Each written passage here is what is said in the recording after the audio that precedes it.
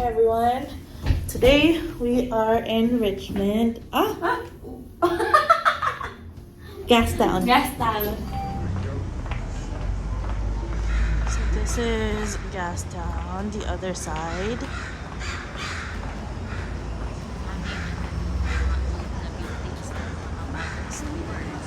Yeah, that's true. Like a lot of heritage buildings. So it kind of looks really cool.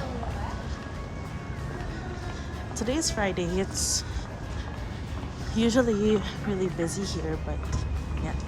The stores are cool because they're kind of like down basement. And yeah. We'll show you what it looks like at night if nandito pa kami ng nighttime. Pero baka wala na. But yeah, maraming really fancy restaurants dito.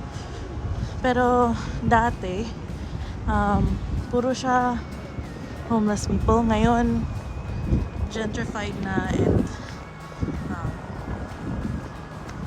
really nice. So, kind of looks really cool kasi bricks lahat.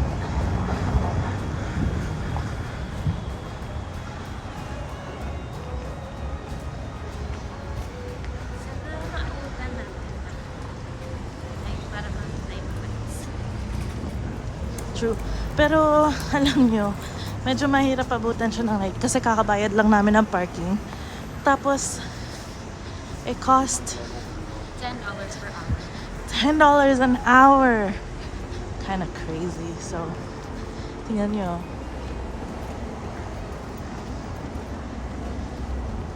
Ayun, Unux. Saan? Meron din! Yung kagabi, pinuntahan natin yung Nooks. Nagustuhan namin.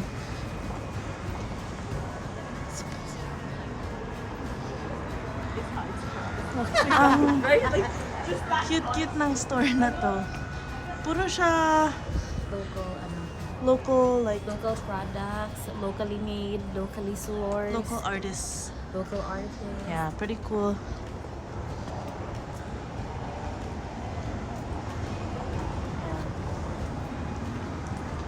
And then there's a waffle line cafe. Oh, looks pretty good. I'm hungry. So actually we're looking for somewhere to eat. Wow. Looking for somewhere to eat right now.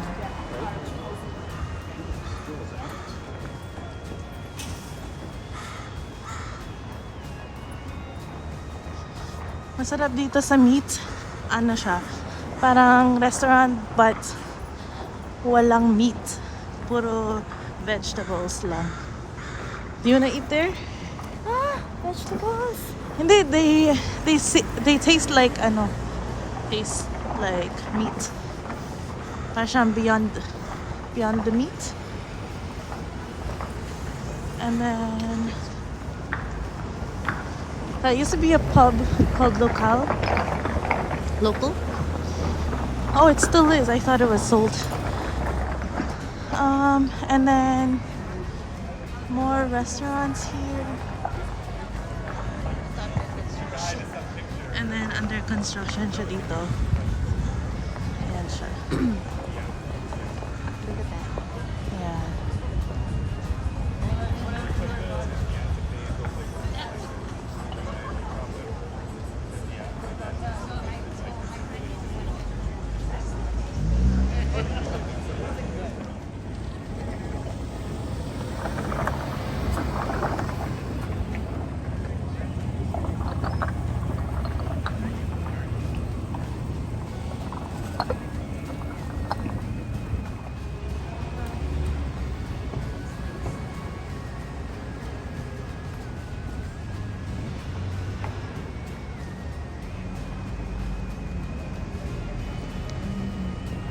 Mamaya, pag dark na, nagta-turn on yung lights na to. So, para siyang ghost town, no?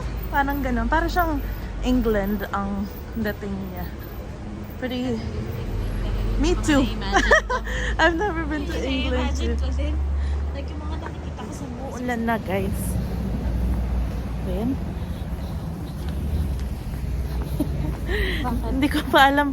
Bakit Kasi nagpo-focus sa mukha mo. I know, pero bakit? Kakainis naman siya. Ayan. Ayan. Tingnan mo, gulong-gulo na siya. Sabi nga, ano ba? Sino bang tignan ko? Na nag-aaralan pa namin ngayon kasi yung gimbal guys. Pero So far, so good. kung nakaharap naman siya doon at hindi sa amin, sobrang galing niya. Nakaka-ano naman siya. Oo. Pero pag yung sa amin, nakakatch yung face namin. Kaya facial recognition siya na like, sinusundan niya. Medyo inconvenient lang minsan. Lamplighter. Oh, saan? Ito ba? Ah. Mag-reminisce lang ng konti. Hmm?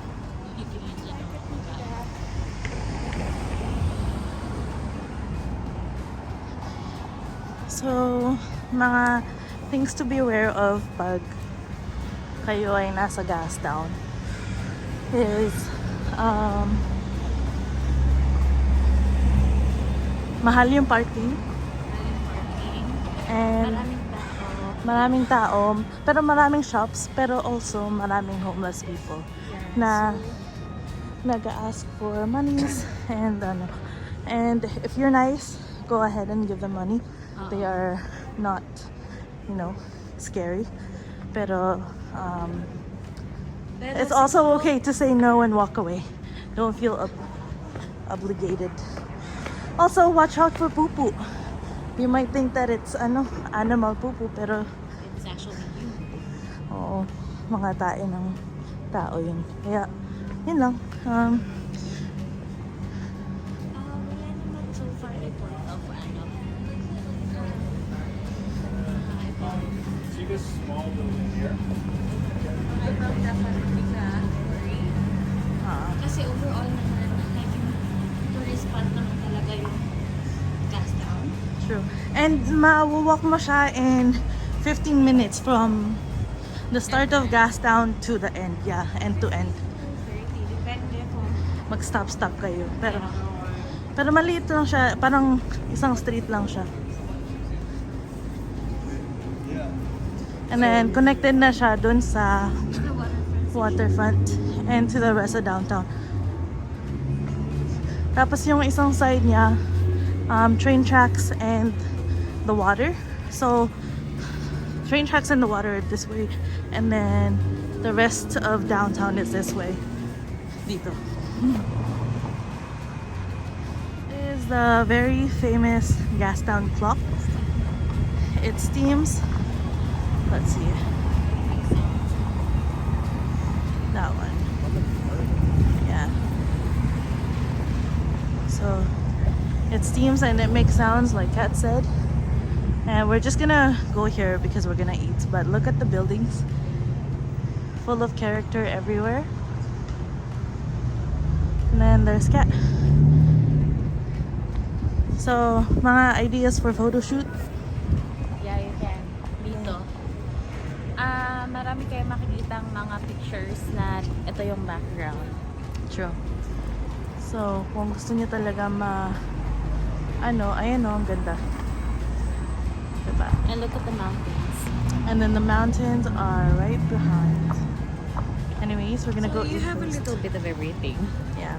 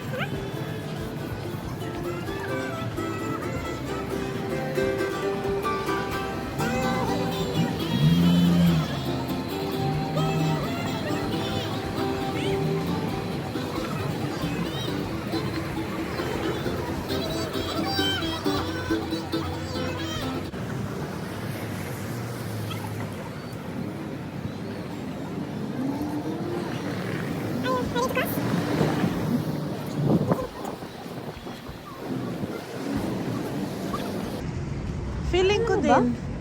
Feeling ko pwede dyan. 151 doon, 150 dito. Ah.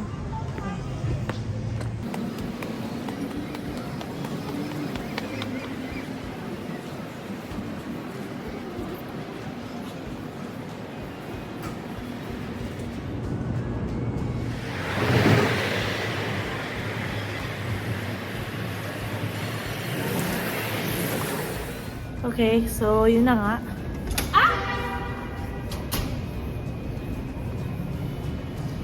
Dito na kami sa parking uli. Saan ba yung keys?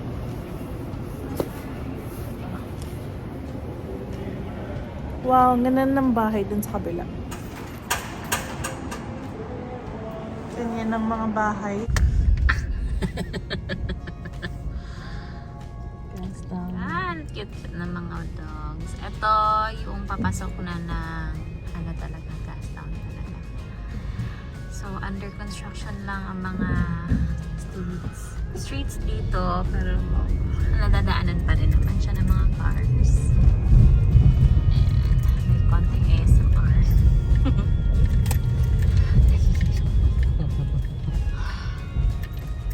So, ayan. Ayan na, may lights na. So, ito yung dinaanan natin kanina, pero wala pa yung lights. Ito yung itsura niya na may lights. Okay, so just be mindful na marami talagang Lubak-lubak. lubak-lubak. Hindi lang dito, kundi sa buong Vancouver. Yung nakikita nyo, yan yung top of Vancouver. Yung revolving tower. Ayan. So, kita nyo naman guys, ang ganda ng streets dito. Tsaka, parang nasa movies ka. Totoo. Maraming mga movies and shows ang nagpe-film dito talaga sa Vancouver dahil it's really pretty. Oops. So, medyo bumpy lang talaga yung ride natin mga guys. So, ayan yung yung steam clock. Ayan. Wait, may ka na pasalala. Ay, nakaano eh. And this is about the end of Gastown. So parang mabilisan lang siya maikot. You can do it in like 20 minutes. So if you want to really go around, just plan your day that it is 20 minutes. Okay, andito tayo ngayon. Arrived. Speed wash. Guys, magka-car wash tayo kasi matagal-tagal na rin namin hindi na car wash ito, yun, no? Pero this time, ita-try natin yung automatic siya na car wash. So, magbabayad lang tayo doon kanina. Parang bago papasok dito, magbabayad ka muna. And then, may choices ka kung anong package yung pipiliin mo. And then, may add-ons din kung ano yung gusto mong i-add for your car. And then, eto na. Yan, si Kuya, nag-guide lang siya dun sa parang conveyor belt ba yan? Parang ganyan. And then, aantayin lang natin yung turn natin kasi kusa siya mag-move. Ayan, nag-move na tayo, guys. And then, ayan na. Super fun to. Masyado makulay.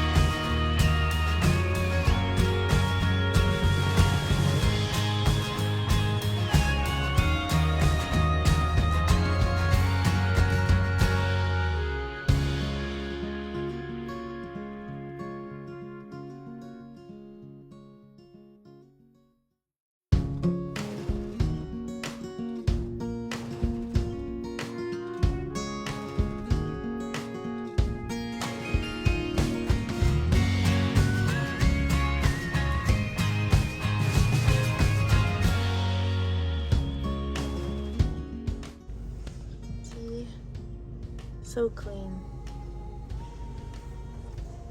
So clean! Pangalan pala dito is speed wash. Nasa Surrey. So second time na namin na try to dito, guys. And then na-enjoy namin siya. Actually, hindi si Tonyo ang na-enjoy. Hindi yung car yung na-enjoy, kami ang na-enjoy. True. Yan. Okay, we're gonna drive home now. Yep.